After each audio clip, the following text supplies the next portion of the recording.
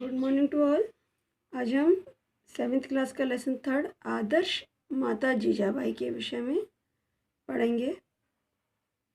इस पाठ में बताया गया है कि जीजाबाई का आदर्श व्यक्तित्व इतना अच्छा था, इतनी आदर्शवादी थी वे कि सभी लोग उनसे प्रेरणा ग्रहण करना चाहते हैं और सबको एक नई राह दिखाने के लिए उनका व्यक्तित्व एक आदर्श प्रतीत होता है। जैसा कि हम सब जानते हैं कि संतान के चरित्र निर्माण में सबसे ज़्यादा का उसकी माँ की होती है। माँ जैसा चाहे अपने बच्चे को ढाल सकती है। ऐसी एक आदर्श माँ थी जीजाबाई, जिन्होंने अपने पुत्र को इतना अच्छा प्रेरित किया कि उन्होंने खुद मराठा राज्य की नींव डाली। जीजाबाई देवगिरी के राजा लखोजी जादव राय की पुत्री थी और वे निजाम शाह दरबार के एक प्रभावशाली सरदार थे। उन्हीं का अधिकार में 10,000 थे और जिसके लिए उन्हें पर्याप्त जागीर मिली हुई थी। जादव राव की सेना में एक मालोजी भोसले नाम का साधारण सैनिक था। होली के अवसर था तो वह जादव राव के यहाँ बहुत से सैनिक इकट्ठे हुए। उस समय मालोजी भी अपने पुत्र जो 5 साल का था उसे लेकर आए।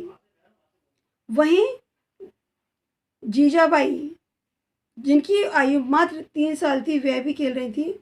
उन्होंने दोनों बच्चों को गोद में उठा लिया और दोनों बालक वहाँ रखा अबीर गुलाल एक दूसरे पर डालने लगे। इस खेल को देखकर वह इतने हर्ष विभोर हुए कि उनके मुंह से सहजा ही निकला कि यह जोड़ी कितनी सुंदर है। जादव राव ने ये बात हंसी में कही, लेकिन वह खड़े हुए और बोले कि आप सभी लोग साक्षी हैं, आज से मालूजी हमारे समधी हुए। लेकिन जो जादव राव की पत्नी थी, उन्हें यह बात अच्छी नहीं लगी और वह बोली कि एक साधारण सिपाही के बेटे से उनकी पुत्री का विवाह नहीं हो सकता। और दूसरे ही दिन जादव राव ने मालोजी को अपनी नौकरी से निकाल दिया। अब वे गांव लौटकर खेती करने लगे। लेकिन समय बीतता गया और समय के साथ परिवर्तन आता है। वही परिवर्तन मालोजी में आया और वह बहुत धनी और संपन्न व्यक्ति हो गए। कहा जाता है कि एक बार उन्होंने एक विशाल सर्प को बिल से आते हुए देखा तो उन्होंने उसका पीछा किया और वहाँ खुदाई की, क्योंकि वे जानते थे कि जो सांप होता है कहीं गड़े हुए धन की रक्षा करता है। तो उन्होंने वहाँ देखा तो क्या देखते हैं कि वहाँ 7 कड़ाइयों में स्वर्ण मुद्राएं भरी हुई थी। उन्होंने उस मुद्रा से बहुत से तालाब खुदवाए और जीर्णोद्धार, मंदिर के जीर्णोद्धार में उस धन को लगाया। कुछ ही समय में मालोजी की ख्याति, उनकी प्रसिद्धि इतनी फैल गई कि निजाम शाह ने उन्हें अपना सेनापति बना लिया और शिवनेर, चाकड़, सूपा आदि की जागीर उन्हें दे दी। अब निजाम शाह के कहने पर जादव राव ने अपनी पुत्री का विवाह मालोजी के पुत्र शाहजी भोसले के साथ करा दिया। इस समय मराठों की स्थिति बहुत ही शोचनीय या दयनीय कह लीजिए थी। वे मात्र भाड़े के सिपाही थे। उन्हें कभी दिल्ली के मुगल सम्राट की ओर से और कभी दक्षिण के मुसलमान बादशाहों की ओर से लड़ना पड़ता था। निजाम शाह सुल्तान द्वारा धोखे से जीजाबाई के पिता और उनके भाई का भी वध कर दिया गया। इस कारण जीजाबाई बहुत ही दुखी थी और वह एक अलग राज्य की स्थापना चाहती थी। उनकी एक अधिष्ठात्री देवी शिवाई देवी थी, जिसकी अनुकंपा से उन्हें एक पुत्र रत्न की प्राप्ति हुई और उन्होंने उस पुत्र का नाम शिवाजी रखा और यही शिवाजी आगे चलकर छत्रपति शिवाजी के नाम से विख्यात हुआ और उन्होंने ही अपनी माता के अलग राज्य की स्थापना के सपने को साकार किया। माता जीजाबाई जैसा कि सभी जानती हैं कि वह बहुत ही आदर्शवादी महिला थी। उन्होंने बाल्यावस्था से ही शिवाजी को पूर्वजों के शौर्य और देश के प्राचीन वैभव की कहानियां सुनाई और वे उनमें हमेशा साहस और वीरता की भावनाएं भरने का प्रयास करती। साथ ही वे रामायण महाभारत की कहानियां भी सुनाती, पुराण आदि के बारे में उन्हें जानकारी प्रदान करती। और जीजाबाई की शिक्षा पाकर शिवाजी का धर्मनिष्ठ मातृभक्त एवं महत्वाकांक्षी एक वीर युवक के रूप में विकास हुआ। शिवाजी जब मात्र 12 साल के थे जब उनके पिताजी उन्हें और उनकी माता को लेकर बीजापुर चले गए। लेकिन जो बीजापुर वहाँ जाकर शिवाजी को अपने पिता का दरबारी जीवन पसंद नहीं आया, क्योंकि वहाँ वे सुल्तान, बीजापुर का जो सुल्तान था, उन्हें झुककर सलाम करते थे और वह सब शिवाजी को अच्छा नहीं लगता। अब जब वे माता जीजाबाई से आकर दरबार की बातें करते तो आलोचना भी करती और अपने स्वतंत्र विचारों को उनके सामने प्रकट करते। जीजाबाई सदैव ही उनका समर्थन करती।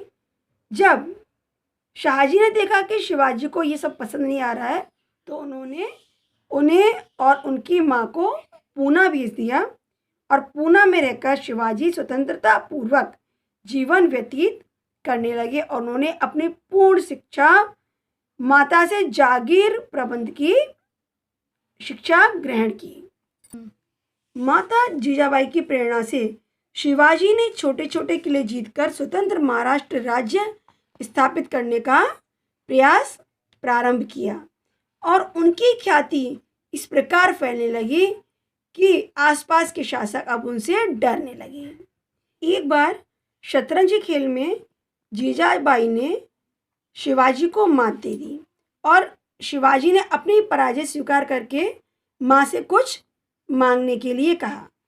माँ ने कहा, यदि आप मुझे कुछ देना चाहते हो तो सिंहगढ़ का दुर्ग दो। सिंहगढ़ का पहाड़ी दुर्ग उस समय मुगलों के हाथ में था और वह अजय समझा जाता था। अजय यानी जिसे जीता ना जा सके। उदय भानु नामक एक राजपूत सरदार मुगलों की ओर से उसका प्रबंध करता था। उदय भानु के पास बहुत ही बड़ी सेना थी। ये बात शिवाजी अच्छी तरह जानते थे। उन्होंने मित्र तानाजी मालसुरी के पास संदेश भेजा कि माता जीजाबाई उन्हें तुरंत बुला रही हैं।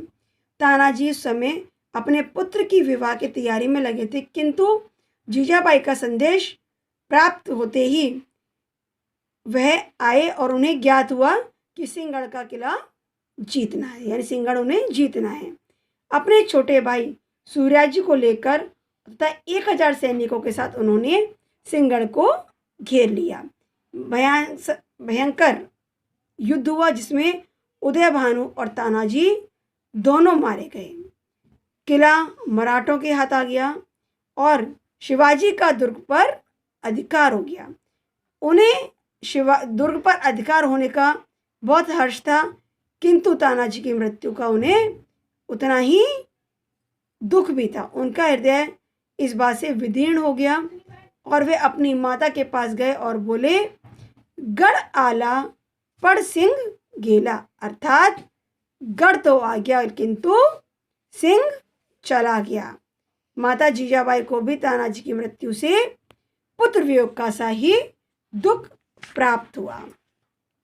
जीजाबाई ने शिवाजी को स्त्री मात्र का आदर करने की भी बहुत अच्छी शिक्षा दी और उन्होंने आज्ञा दी कि कभी भी यदि स्त्री बंदी बनाई जाए या शत्रु पक्ष की भी स्त्री हो तो उसे सम्मान पूर्वक उसके संरक्षकों के पास भेज दिया जाए।